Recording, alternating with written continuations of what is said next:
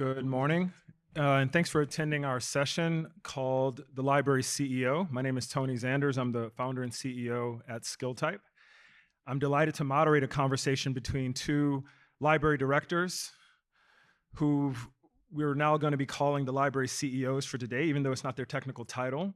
And we'll explain exactly what we mean and how we came up with this framework that we hope that can be helpful for both current executives in libraries, aspiring executives in libraries, but also business partners, vendors, publishers who work with library leaders to get a better insight into the people that you're building relationships with.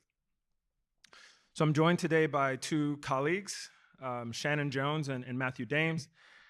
In the course of the conversation, they'll both introduce themselves, tell their story, but I would like you to sit back and relax and enjoy a conversation that we've had a number of times, and each time it continues to get better.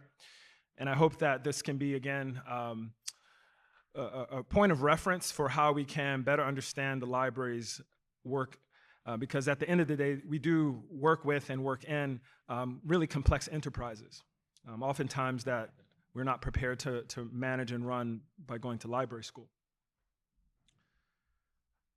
So just a small bit of background.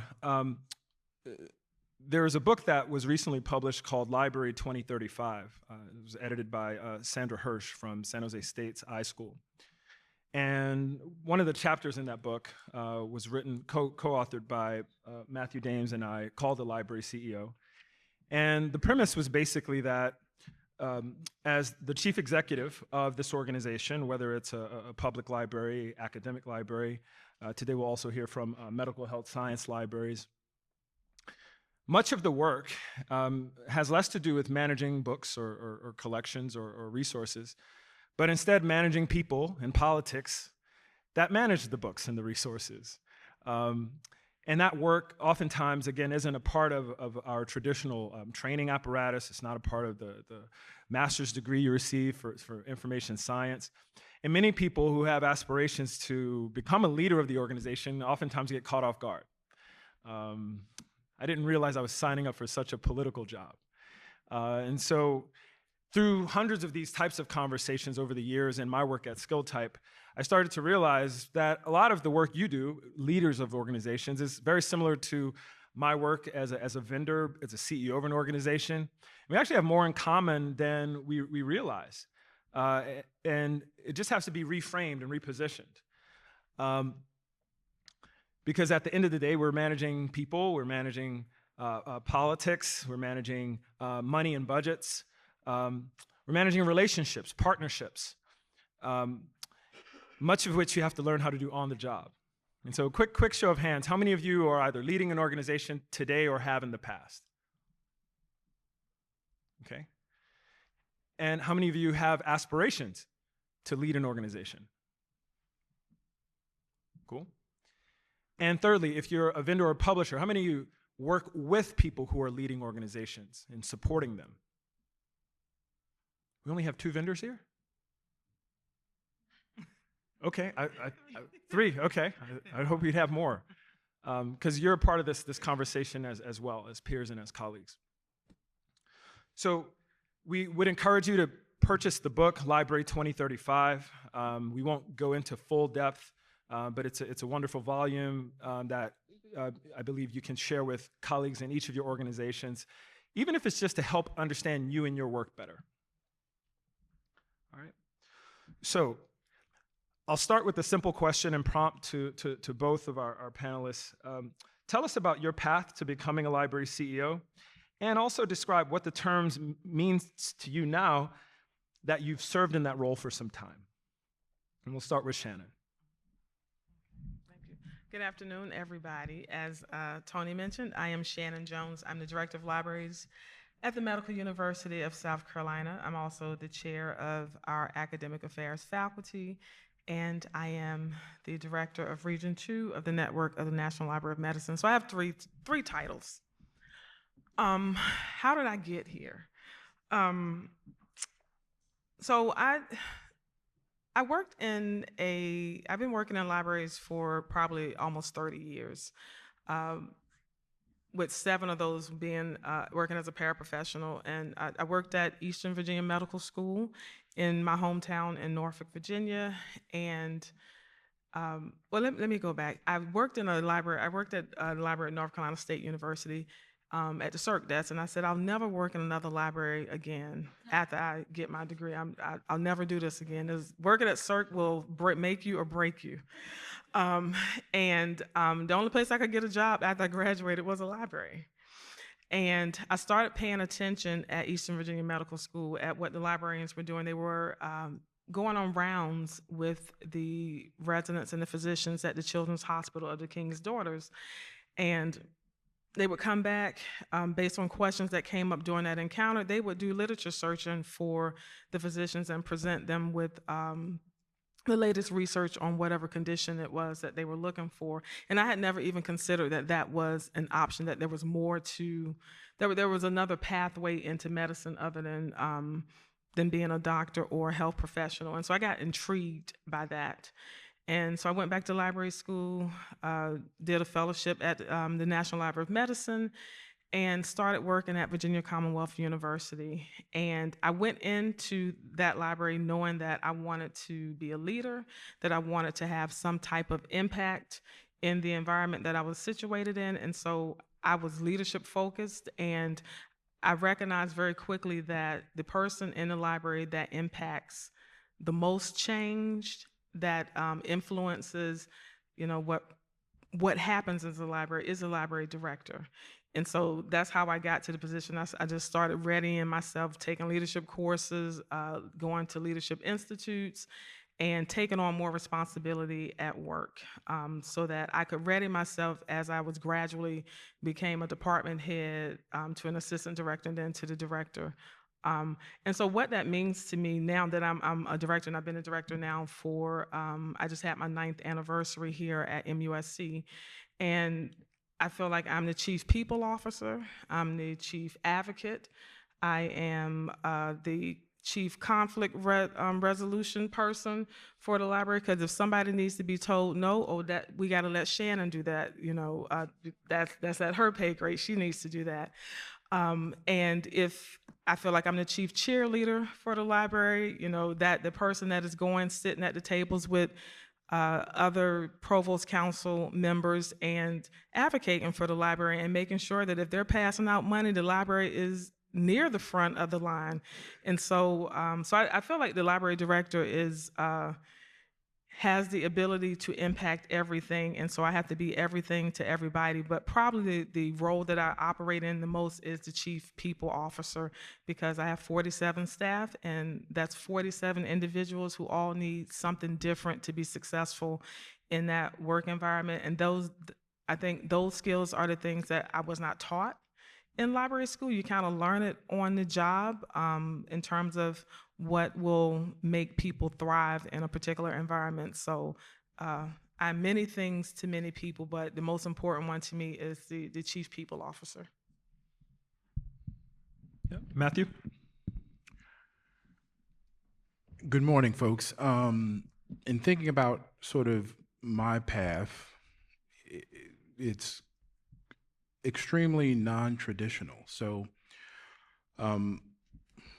I grew up going to libraries. My mother would take my sister and I to the New York Public Library in the Bronx virtually every Saturday. And so I grew up sort of looking at libraries as a safe space, I guess we would call it today, a place that you look forward to going to, a place that you look forward to being in. And then my first graduate degree was a law degree, and I was hustling through law school, and one of the jobs that I had was working in the law library. And that was the first time that I said, oh, this might be a career option. I didn't move on that career option immediately, but I did end up coming back to librarianship a few years after graduating law school. I went out and I was in journalism for a bit, practiced law for a little bit. And my first job was as a copyright advisor, because I know copyright law pretty well, for Syracuse University. And I got that job in August of 2008. Now, if you recall about 2008, that's the financial crisis.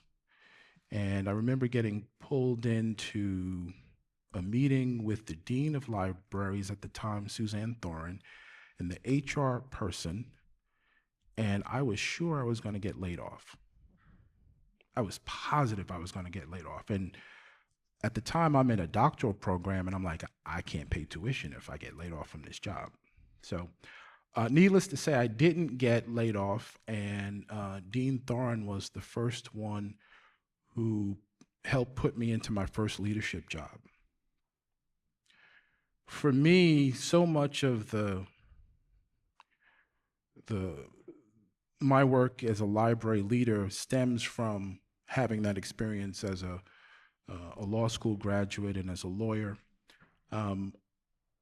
Obviously, there are things related to licenses that you sort of pick up relatively quickly.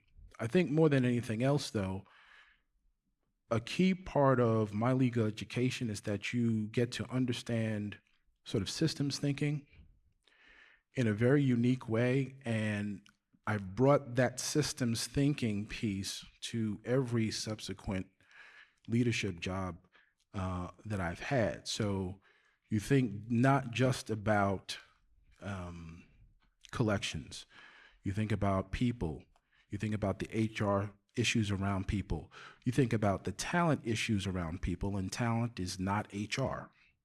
You think about financial issues, you think about space issues. I can't tell you the issues around space that have followed me in 4 different leadership positions.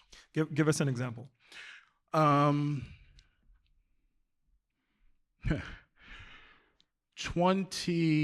March 18th, 2020, my provost calls me, and this is actually in the chapter. My provost calls me on the cell phone, confidentiality, I'm sorry, it was the 17th.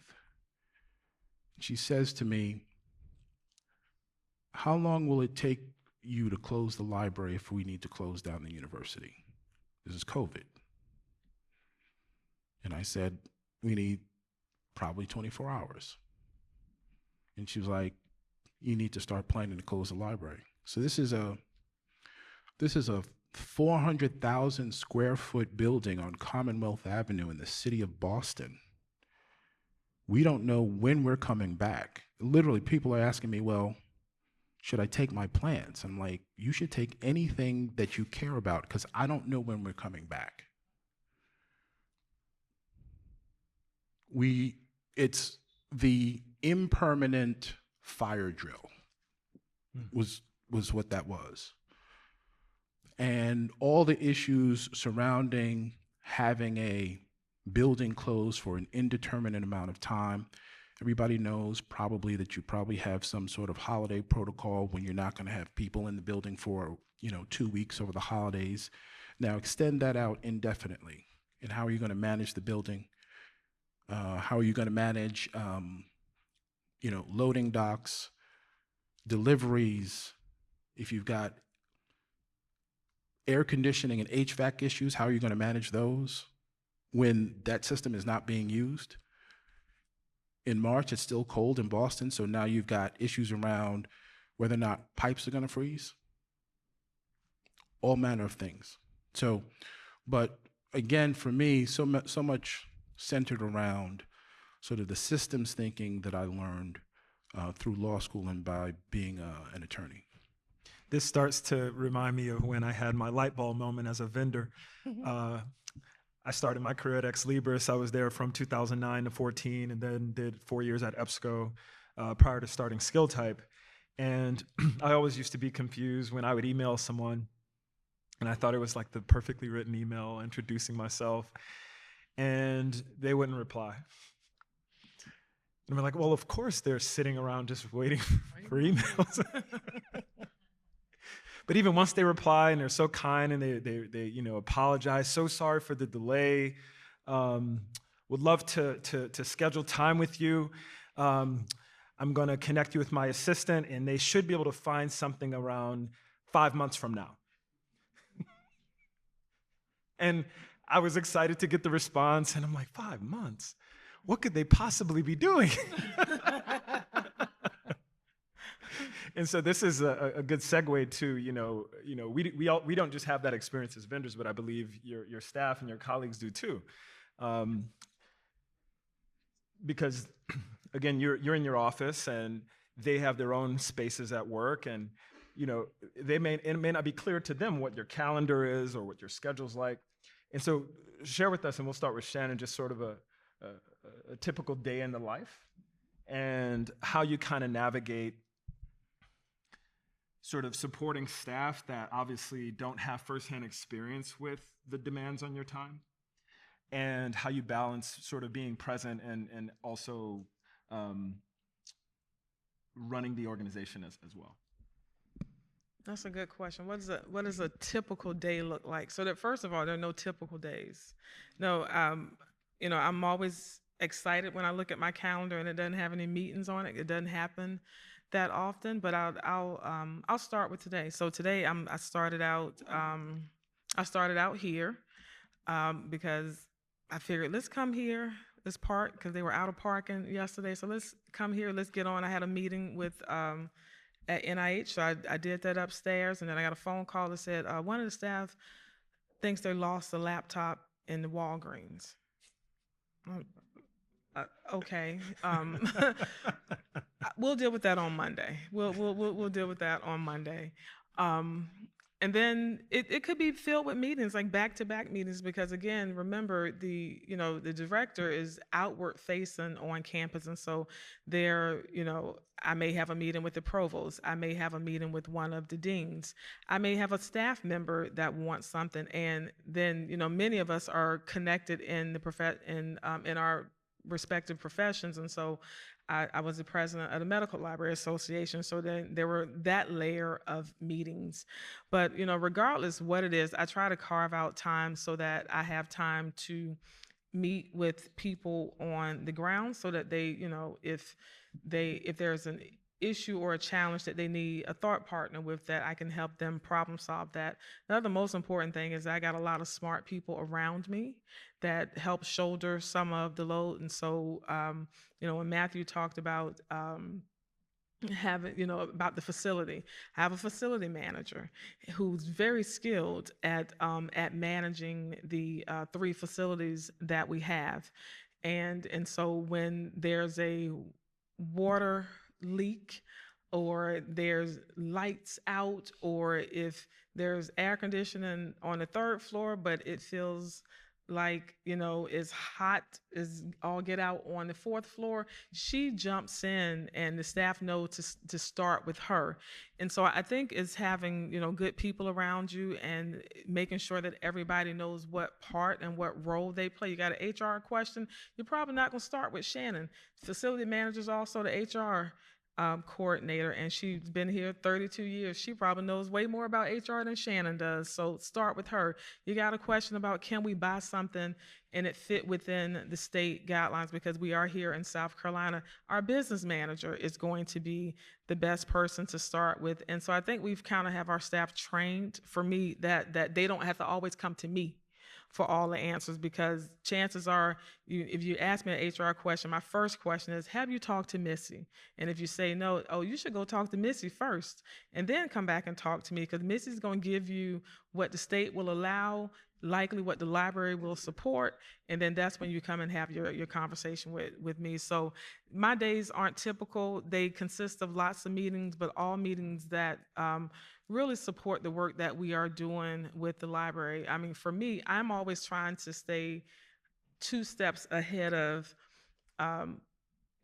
for an example is like our hospital, for whatever reason, we used to be a university with a teaching hospital, and now our university wants to be the healthcare system for South Carolina. And so we have 16 hospitals now, and 16 hospitals that don't consider that the library is along for the ride and that there's a financial cost to that. And so fortunately, my provost always says, is, you got in early because the only reason they were able to give you all the money because everybody else was kind of asleep at the helm. They didn't think to get in. And so I'm always thinking ahead to try to think, where does the library need to be positioned? Who do I need to be talking with? And so it's called consists of a lot of meetings. And they didn't tell me that in library school, because had they, I probably would have picked another profession, because a lot of what we do, we get paid for our strategic thinking and decision making. And so that's my day.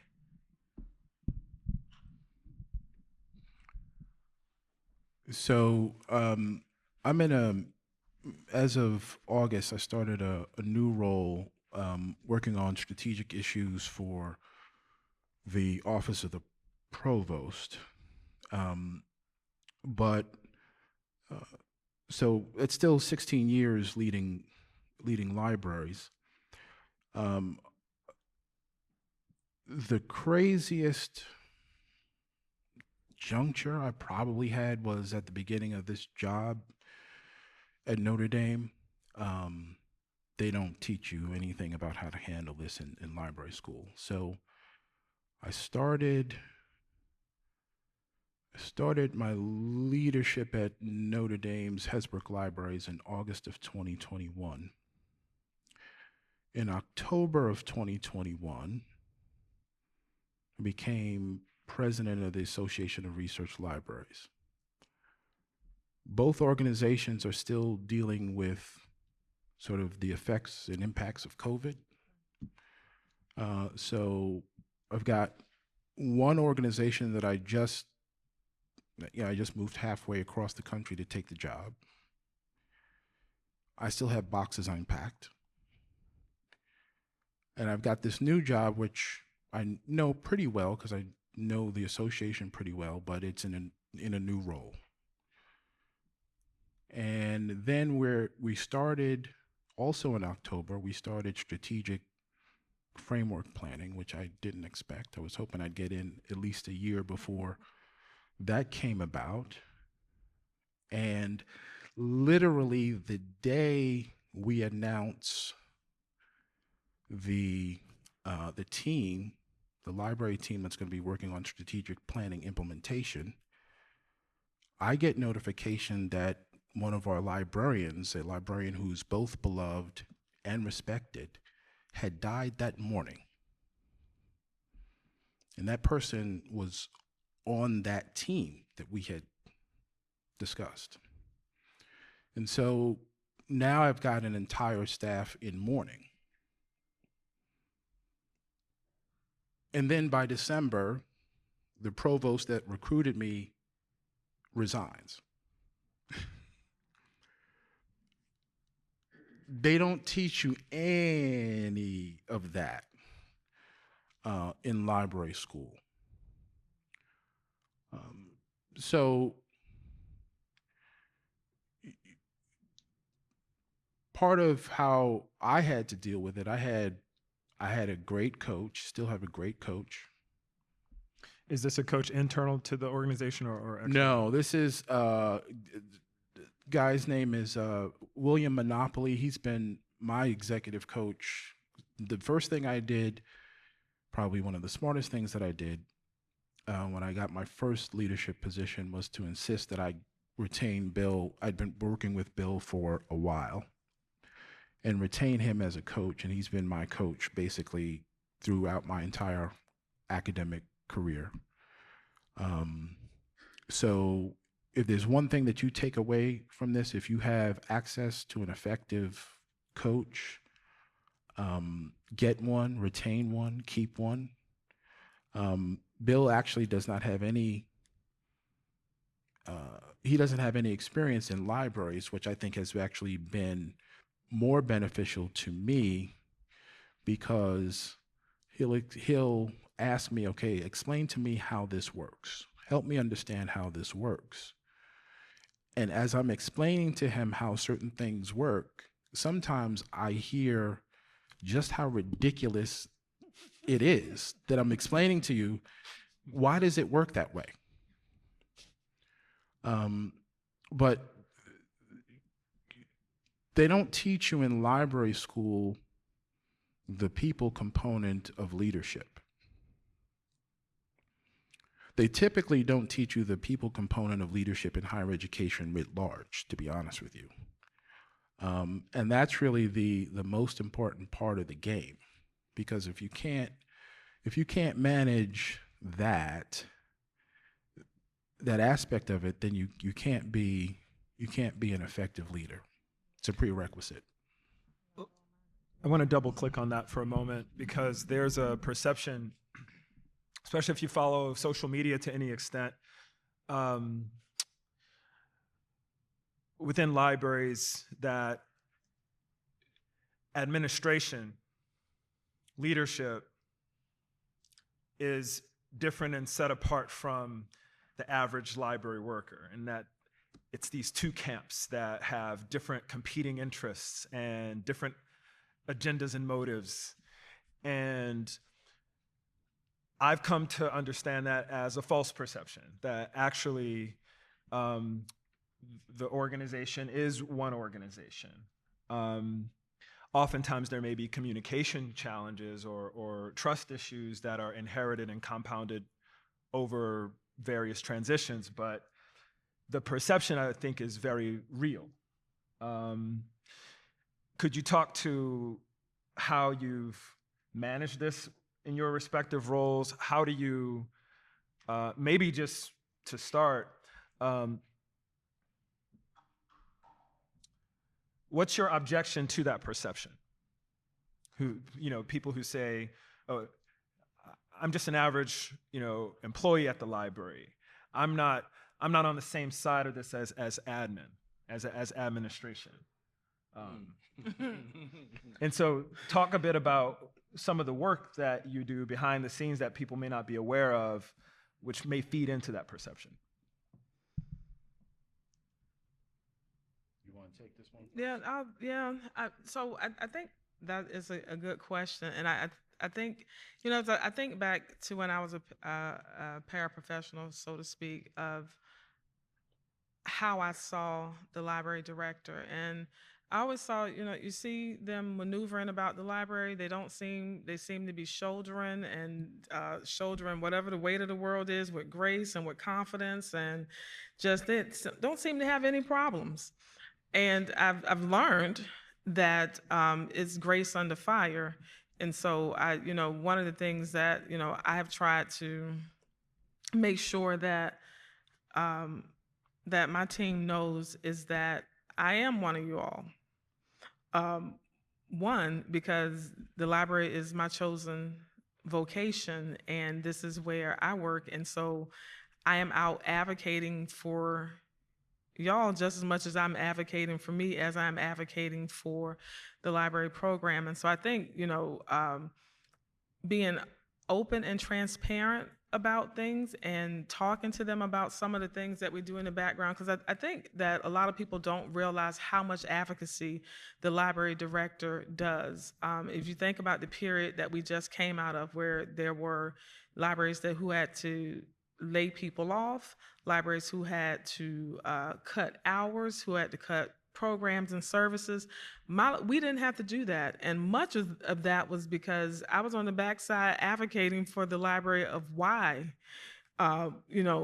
we could support, you're sending medical students online, they're not going to have the cadaver lab. Well, we got this thing, we can support it this way. So I was on the backside advocating for them, and I don't always go and tell, but I think that's part of the problem, is that we don't talk about some of the advocacy. So I try to be open and honest about, hey, if cuts are coming, here's what the thought process is. So I think some of it being transparent.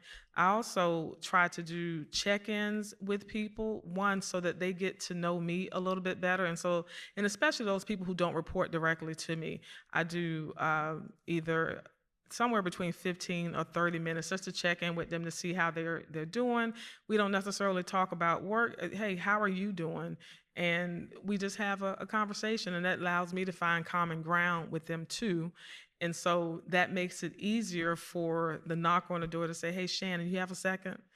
I just wanted to come and tell you this thing, or you asked me about this thing in the past, or you asked me how my mom was doing. I wanted to come tell you that she had X, Y, and Z. And so I think part of it that is that they have gotten to know me and they know what my vision is for the library. My vision is for the library to be the place where smart people come to do their best work, and that's regardless of if they work at the library or if they use the library for services. And so I think they have gotten to know me by, and build trust with me. And, I also advocate, hey, you want to go to a conference, you want to take advantage of this thing. And it's not just the librarians that get an opportunity to take advantage of it. So, and in COVID, I had to be vulnerable because I'm like, I don't know, I'm just as scared as you are. And I said that to people because, again, I think sometimes we have this vision that the leader knows everything and,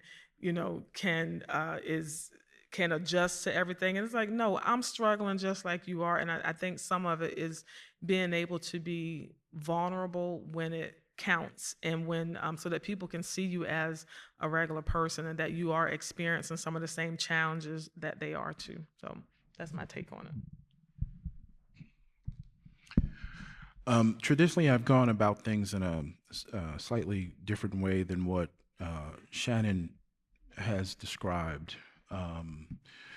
Lil Wayne has a saying, that's a lyric actually, real G's move in silence like lasagna. Like that too. Yep. And maybe to my detriment, part of what I've traditionally said to folks, librarians, because, well, we don't see you, you have no idea what I'm doing.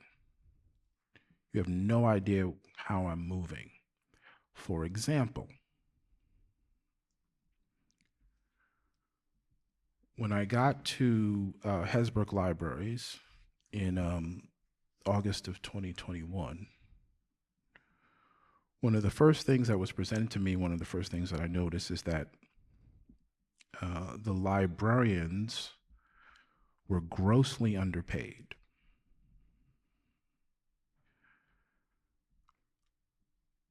Now, when librarians come to you and say that they're grossly underpaid, trust but verify. It's reasonable. But I was like, oh yeah, these folks are so underpaid, and as a 3-time director of ARL and then at the time president of ARL, I have access to all the salary surveys and the data. Librarians were underpaid, like seriously. So one of the legacies that I had both at Boston University and at Notre Dame is I got librarians paid. The starting salary for librarians increased 27% under my leadership. Wasn't any fanfare. We didn't put it on the stadium scoreboard, but we told people, first and foremost, we recognize that you're underpaid, and we're going to try to do something about it. And with the help of my then talent director, Marcy Simons, who retired, we went 13-0. 13 salary equity cases, we won all of them. And one of the most gratifying pieces of my work is, you call librarians and they don't know, am I in trouble? Right. Nobody wants to hear from me. Right. You want to hear from me, and then when we sit down, then you're like, am I in trouble? And Marcy and I are sitting in the room, and we say, we know that you have been underpaid. We've been working behind the scenes on a salary equity initiative for months. Here's your new salary. there's nothing more gratifying than that. But to get that done requires a level of discretion, often requires a level of confidentiality. You can't, that's not something that you want to put, you don't want to put people's business out in the street like that. I also don't want to build their hope that, you know, Because if it falls flat, then you've got people who are disappointed. Now they're questioning whether or not the organization really trusts and believes in them and the work that they're doing. So that's just sort of one example. There are others, but really, a lot of my leadership has been, okay, let me fix problems, and let me fix problems around talent. And to me, there is no bigger problem that you can fix around talent than getting people paid appropriately.